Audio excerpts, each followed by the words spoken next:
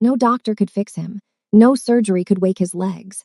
But when the scared black maid with soft curves and sad eyes placed her trembling hand on his knee to apologize for bumping his wheelchair, Kang Min-ho felt his toes curl inside his custom Italian shoes. And the most dangerous man in Korea realized his miracle didn't come from medicine. It came from her. He smiled, slow and predatory, and she shivered, because men like him didn't let miracles walk away. Welcome to Story World, besties. Please like, share, and subscribe. The mansion fell silent except for Amara's ragged breathing. She tried to pull her hand back, but Min-ho's fingers wrapped around her wrist, holding her in place. His grip was iron despite 8 months of atrophy. "What's your name?" His voice was silk over steel, the kind of tone that made grown men confess sins. "Amara Cole, sir. I'm so sorry, I didn't mean to bump." "Don't apologize."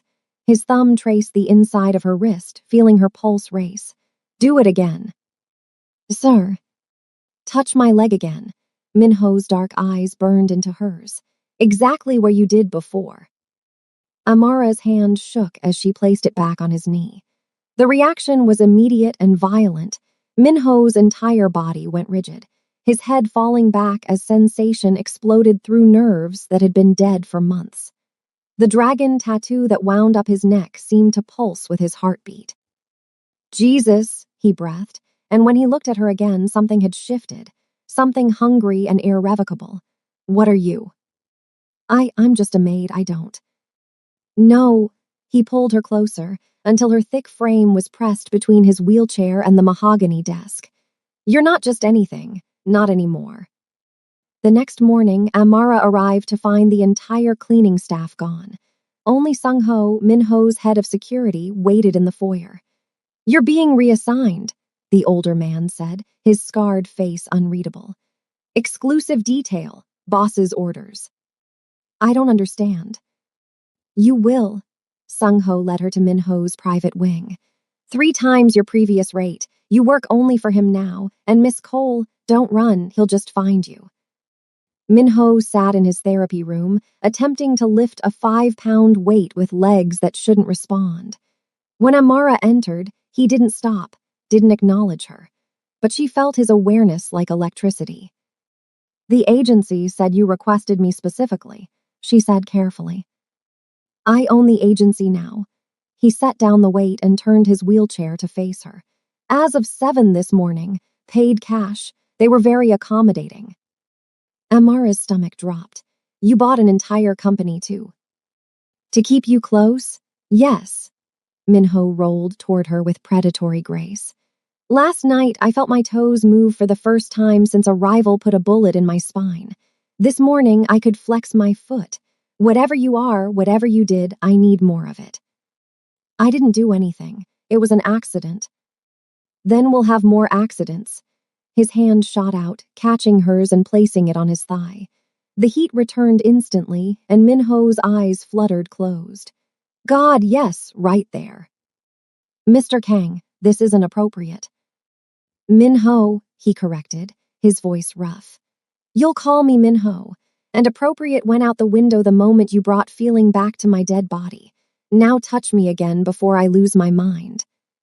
By the end of the week, Amara had a routine. Morning sessions where she'd place her hands on Min-ho's legs while he worked through physical therapy. Afternoons organizing his home office while he conducted business calls in 3 languages, his eyes tracking her every movement. Evenings when the tension between them grew so thick she could barely breathe. "You're starring," she said one night, catching him watching her arrange books. "I'm memorizing." Min-ho set aside the contract he'd been reading. "The way you move, the exact shade of your skin, how your mouth curves when you're trying not to smile." "Why?" "Because when I can walk again, and I will walk again, I'm going to chase you.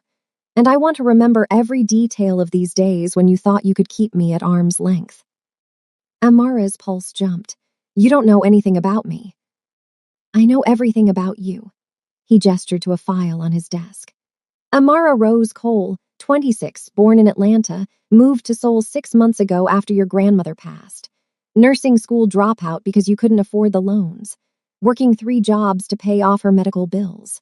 No criminal record, no boyfriend, no family left except an aunt in Chicago you haven't spoken to in 5 years. She felt violated and seen in equal measure. You investigated me. I investigate everyone who matters. And you, Amara. His voice dropped to something almost tender. You matter more than anyone has in a very long time. Later that night, Amara lay in her tiny apartment, Minho's words circling her mind. She should be angry. She should quit. But when she closed her eyes, all she saw was the vulnerability beneath his dangerous exterior, the way his breath caught when her hands brought sensation back to his broken body. The following morning, she found a gift box waiting. Inside was a winter coat, cashmere, designer, the exact one she'd stopped to admire 3 days ago during her lunch break. The note read, "Soul is cold. You'll wear this. M."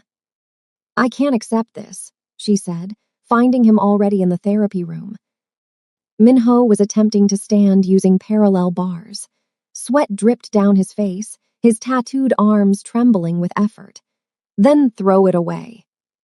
This costs more than my rent. I spend more than that on ammunition." He managed to hold himself upright for 3 seconds before his legs gave out. Amara rushed forward instinctively, her hands steadying his waist, and Minho gasped as sensation flooded through him. "Don't," he gritted out. "Don't stop touching me." "Minho, you need to rest." "I need you." The raw honesty in his voice pinned her in place. "Every second you're not here, I'm back in that warehouse where they shot me, drowning in my own blood, feeling nothing. You brought me back. You keep bringing me back." Her hands were still on his waist, feeling the heat of his skin through the thin shirt.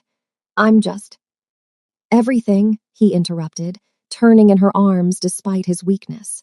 "You're everything, and I'm not letting you go. Not for money, not for propriety, not for anything." A few days later, Minho took his first steps with a walker. The entire household erupted in celebration, but he only had eyes for Amara. That night, he insisted she join him for dinner, not as staff, but as a guest. "This is sending a message," Sung-ho warned quietly. "Good," Minho's smile was sharp. "Let everyone know she's mine."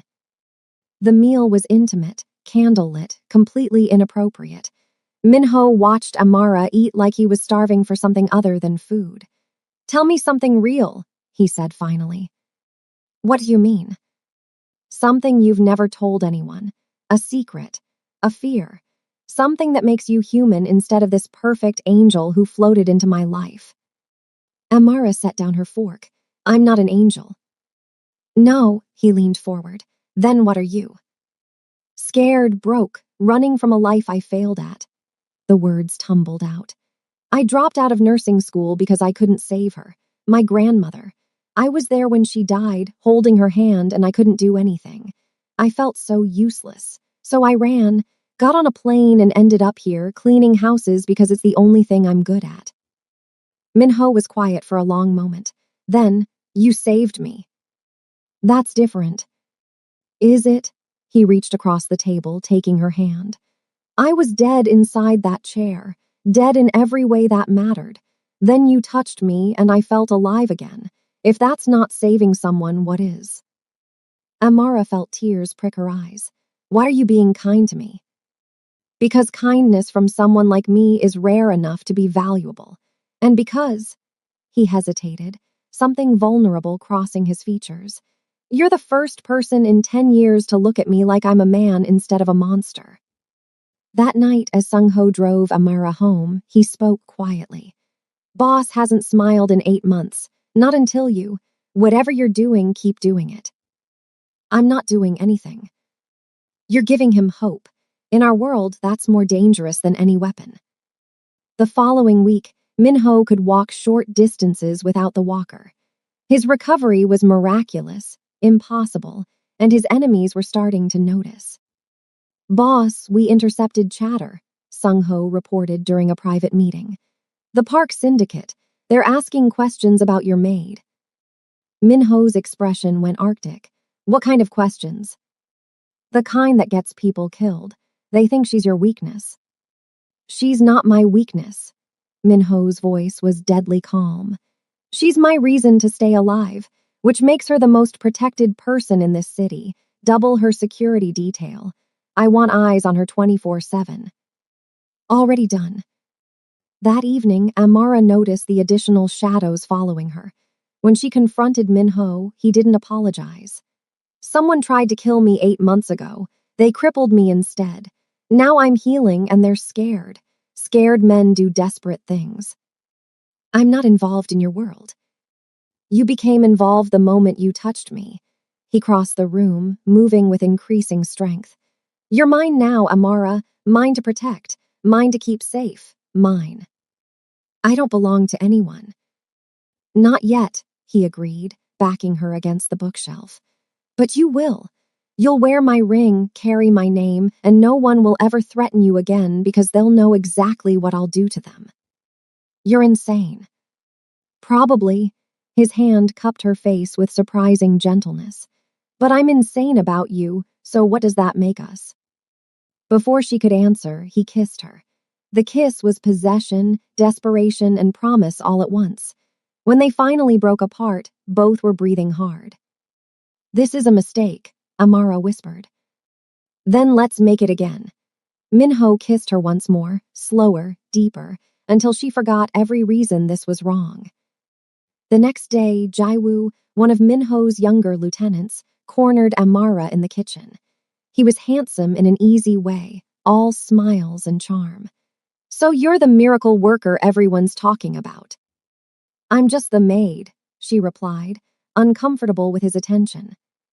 You're more than that. Boss is walking again. Some say you're magic. His eyes traveled over her curves.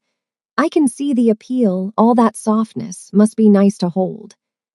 That's inappropriate. Is it? Jaiwoo stepped closer. Because from where I'm standing, you're wasted on a man who can barely walk. I could show you what a whole man feels like. The temperature dropped. Minho stood in the doorway, leaning heavily on his cane but radiating menace. Jaiwoo, my office, now. The younger man paled. Boss, I was just disrespecting what belongs to me. Minho's voice could have cut glass. Move, before I forget you're useful. After Jaiwoo fled, Minho turned to Amara. Did he touch you? No. Did you want him to? God, no. Something in Minho's shoulders relaxed fractionally. Good, because I would have killed him, slowly, and enjoyed it. You can't kill people for flirting. I can do whatever I want. I'm Kang Minho. I rule this city's underworld. I've killed for less than looking at what's mine. He closed the distance between them. And you are mine, whether you admit it or not. I'm not a possession. No, you're so much more than that. His hand slid into her hair, tilting her face up. You're my salvation, my resurrection, the only thing standing between me and the monster I was becoming. Minho. Say it, say you're mine. This is crazy. Say it anyway. His lips hovered over hers. Lie if you have to, give me this. I'm yours, Amara breathed, and he kissed her with the fervor of a man who just won everything. That night, Minho had Jaiwoo transferred to the Busan operations, a demotion and a warning. The message was clear. Amara was untouchable. By the following week, Minho could walk unassisted for short periods. He celebrated by taking Amara to dinner, not at the mansion, but at Seoul's most exclusive restaurant.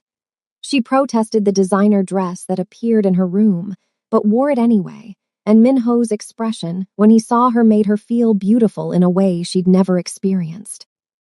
Everyone's starring, she whispered as they were seated in a private room overlooking the city. Let them, Minho's hand covered hers on the table.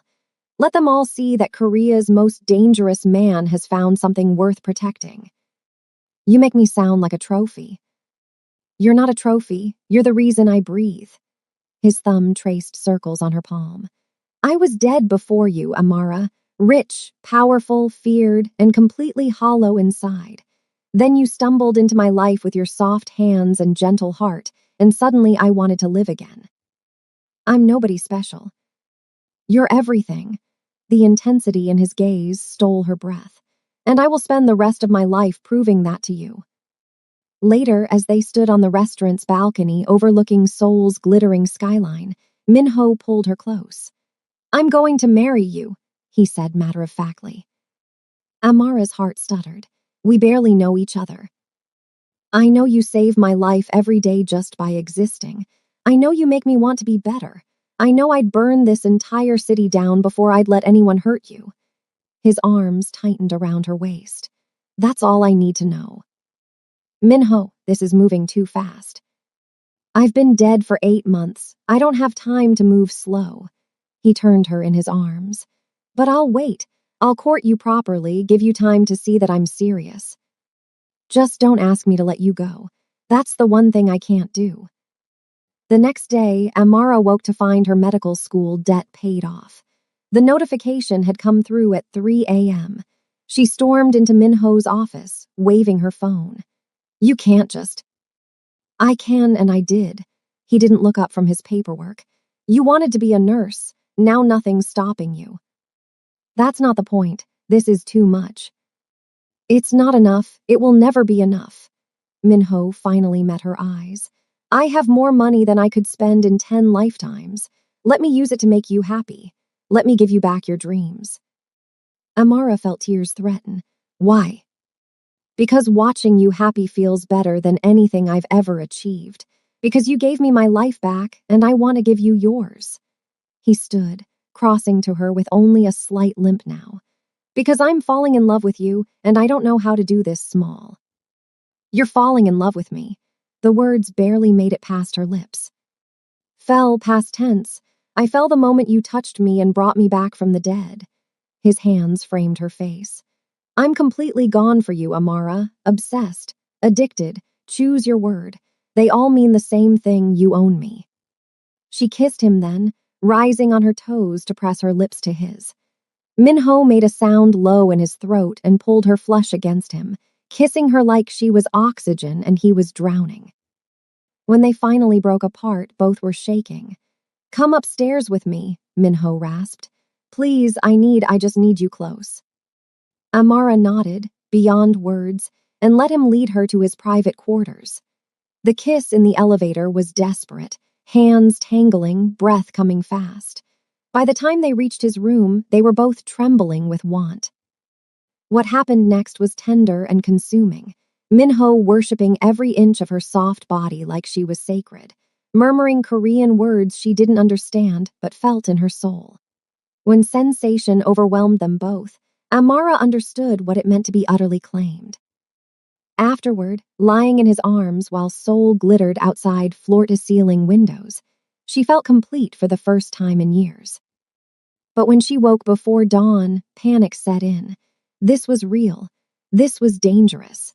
This was a mafia boss who would consume her entire world. Amara slipped from the bed, dressed quietly, and left before Minho could wake. She made it to her apartment and immediately started packing. It was stupid, impossible, but she had to run before she fell so deep she'd never escape. Her door crashed open. Minho stood there, partially dressed, leaning on his cane, eyes wild. "Where are you going?" I can't do this." Like hell. He crossed the small space in seconds, backing her against the wall. "You don't get to run, not from this, not from me. You'll get bored. You'll realize I'm just..." "Just what? Just the woman I love. Just my miracle. Just the only person who makes me want to be something other than a monster." His hands trapped her, his body pressed close. "You're mine, Amara. I told you that. I meant it." "This is insane." "So be insane with me." Minho's forehead pressed against hers. "I've spent 10 years building an empire of blood and fear. You're the first clean thing I've ever had. Don't take that away from me. Don't take yourself away from me." "I'm scared," she admitted. "Good, be scared, but be scared with me, not without me." He kissed her softly. "I will protect you. I will cherish you. I will give you everything. Just stay." Amara felt her resistance crumble. "Okay," she whispered. "Okay, I'll stay." Minho's smile was brilliant and relieved. "Thank God." Because I was prepared to lock you in my house until you came to your senses. That's kidnapping. I'm a criminal, remember? I'd call it protective custody. His grin was wicked, but his eyes were serious. Come home with me. Let me show you how serious I am about this, about us. Amara moved into the mansion that afternoon. Minho had her apartment cleared, her belongings transported, and by sunset she stood in a bedroom 3 times the size of her entire previous living space. This is too much, she said for the 100th time. Get used to it.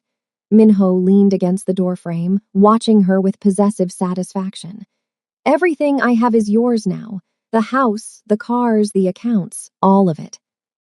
I don't want your money. I know, that's why I'm giving it to you. He crossed to her, pulling her into his arms. You're the first person who ever wanted me, not what I could provide, so I'm going to drown you in everything anyway. That evening, Sung-ho briefed Minho on security protocols. The park syndicate is getting aggressive. They know about Miss Cole now. They'll try to use her. Then we move first. Minho's voice was ice. I want every park operation in Seoul shut down within the week. Quietly, efficiently, and I want Park Sang-woo to know exactly why it's happening. Boss, that's war, yes. He should have thought about that before his men followed my woman. Minho's smile was vicious. Let him come, I'm walking again, I'm stronger, and I have everything to fight for now. The next morning, Amara woke to find Minho attempting push-ups beside the bed. His recovery was accelerating, muscles rebuilding with supernatural speed. You're starring, he said without looking up. You're showing off. Maybe, he finished his set and stood, barely winded. Or maybe I'm preparing. For what? To be the man you deserve, strong enough to protect you, fast enough to keep you safe, deadly enough to destroy anyone who threatens you. He pulled her from the bed into his arms. I'm going to be invincible for you. A few days later, Minho took Amara to his private shooting range. I want you to learn, he said, setting a pistol on the counter. I don't want to shoot anyone. I don't want you to have to, but if something happens, if I'm not there, I need to know you can protect yourself. His hands guided hers, positioning the weapon. Please, for me, learn this. She did. Over the following weeks, Amara became proficient with handguns, learned basic self-defense, and understood the security protocols that governed her new life. Minho was always there, patient and encouraging, his pride obvious every time she hit the target. You're a natural, he said after she landed 3 perfect shots. I'm terrified. Good, fear keeps you alert. He turned her to face him.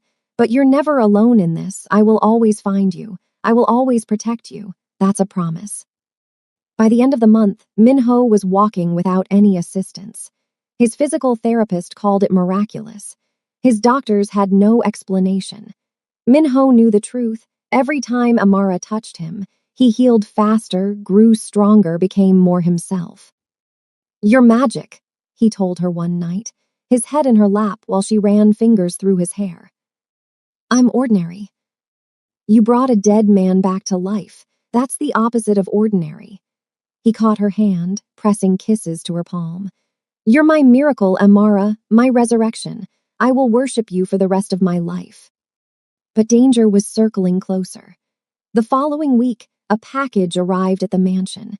Inside was a photo of Amara at the market, a red circle drawn around her head.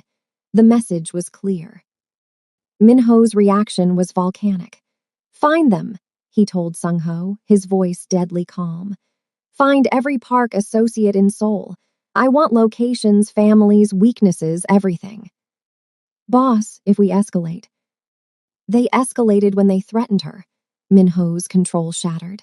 They want war. I'll give them annihilation. Nobody threatens what's mine and lives to brag about it. That night, Amara found him in his office, staring at surveillance photos. Minho, you're scaring me. Good, you should be scared. They're hunting you. He pulled her onto his lap, burying his face in her neck. I can't lose you. I won't survive it. You're not going to lose me. You don't know that. You don't know what these men are capable of. His arms tightened.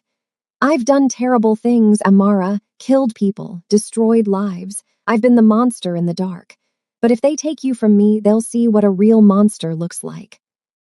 Then let's leave. Go somewhere they can't find us. I don't run. Minho's voice was steel. I end threats permanently. The next day, 3 Park Syndicate warehouses burned to the ground. No casualties, but millions in losses. The message was unmistakable. Kang Minho was back, and he was ruthless. Park Sang-woo responded by sending assassins to the mansion. They didn't make it past the gate. Minho had them delivered back in pieces with a note. She is untouchable. Test me again and I'll erase your bloodline. This has to stop, Amara pleaded. People are dying. Bad people, people who would hurt you without hesitation. Minho cupped her face. I won't apologize for protecting you. I won't feel guilty for keeping you safe. This is who I am. I know who you are. I fell in love with who you are. The admission slipped out before she could stop it. Minho went completely still. Say that again. I love you, Amara whispered. I know I shouldn't, I know it's crazy, but I do. I love you, Minho. He kissed her with bruising intensity, lifting her into his arms and carrying her upstairs. What followed was passionate and desperate, both of them clinging to each other like the world was ending. Afterward, Minho held her close and made a vow.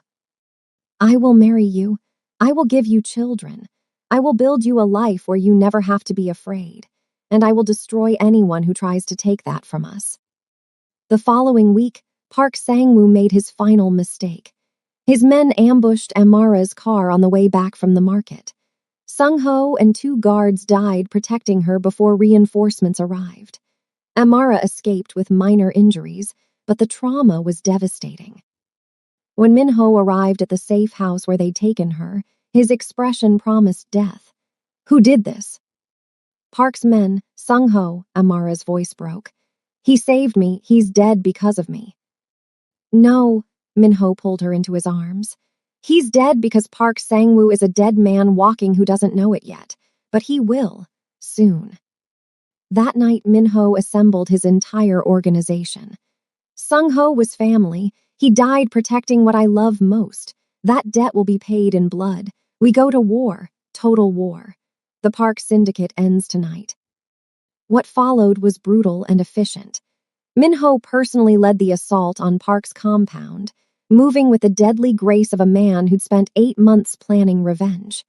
By dawn, Park Sang-woo was dead, his organization dismantled, and every man who'd threatened Amara was buried. Minho returned to the mansion covered in blood that wasn't his. Amara met him at the door. Tears streaming down her face. Is it over? It's over. He pulled her close despite the gore. You're safe. I promised you'd be safe. You could have died. Not possible. I have too much to live for. He kissed her forehead. You're my life now, Amara. As long as you exist, I'm immortal. The following month was healing. Minho officially introduced Amara to his organization as his future wife. Some grumbled about her being an outsider, but one look at Minho's face silenced all dissent.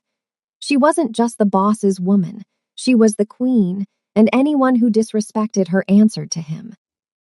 Try this, Minho said one evening, sliding a velvet box across the dinner table. Inside was a ring, a flawless black diamond surrounded by smaller white stones. Minho. Marry me. He dropped to one knee despite having walked into gunfire just weeks ago. Marry me, Amara. Be my wife.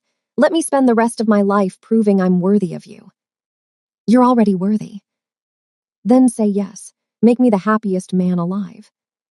Yes, she breathed. Yes, I'll marry you. The wedding happened 3 months later. It was a spectacle. Half of Seoul's underworld in attendance, the other half of legitimate business, all watching as Korea's most dangerous man pledged his life to a curvy American maid who'd saved him with a touch. I love you, Minho said during their private moment before the ceremony. I loved you the moment you brought me back to life. I'll love you until my last breath and beyond." "I love you too," Amara replied, fixing his tie. "My monster, my miracle, my everything." The reception was lavish, but Minho only had eyes for his bride. He danced with her, held her, whispered promises in Korean that made her blush. When they finally escaped to their suite, he worshipped her like she was divine. "Mrs. Kang," he murmured against her skin. "My wife, mine forever." "Forever," she agreed, and they sealed the promise with their bodies. 6 months later, Amara stood in their bedroom, staring at the positive pregnancy test. Minho found her there, frozen in shock. "What's wrong?" His concern was immediate. She held up the test silently. Minho's eyes went wide, then fierce with joy. "You're pregnant." "We're pregnant," she corrected. He fell to his knees, pressing his face against her stomach. "Thank you," he whispered. "Thank you for giving me everything, for saving me, for loving me for this." "Minho, I'm going to be a father." He looked up at her with tears in his eyes. "You've given me life twice now. First when you made me walk again, and now this. How do I ever repay you?" "You already have, every day, by loving me, by protecting me, by being mine." Amara ran her fingers through his hair. "We're family now, really, truly family." The pregnancy was carefully monitored, heavily protected. Minho became even more possessive, if that was possible.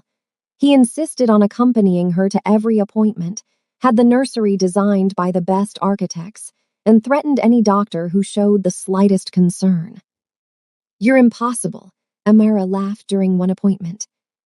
"I'm terrified," he admitted. "What if something happens to you, to the baby?" "Nothing will happen, you won't let it."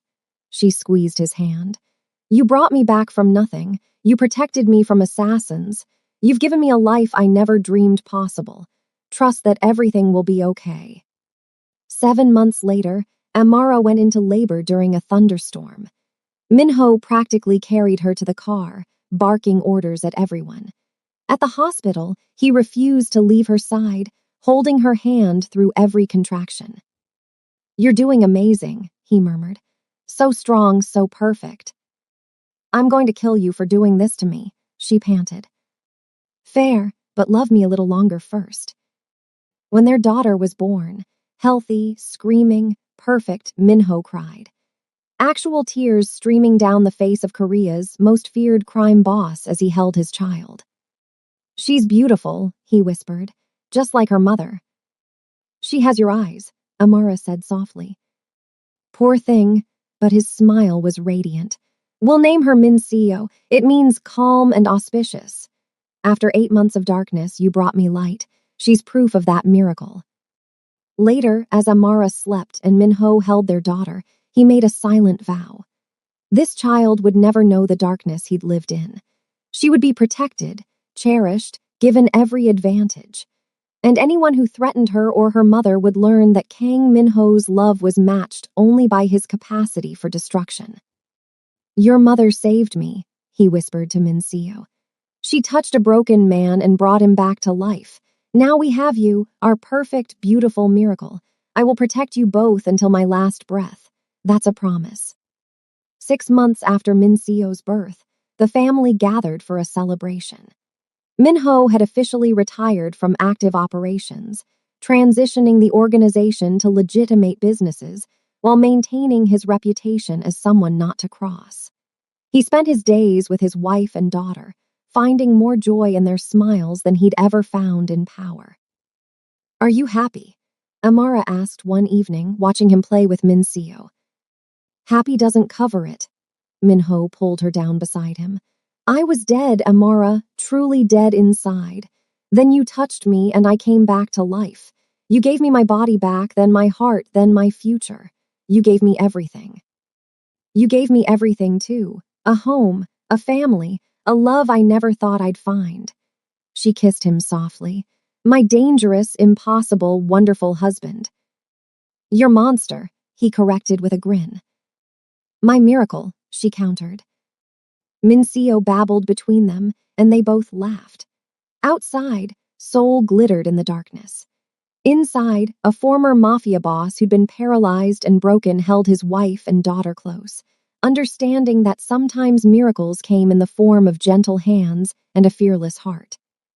"I love you," Minho said, as he did every day. "I love you too," Amara replied, as she always would.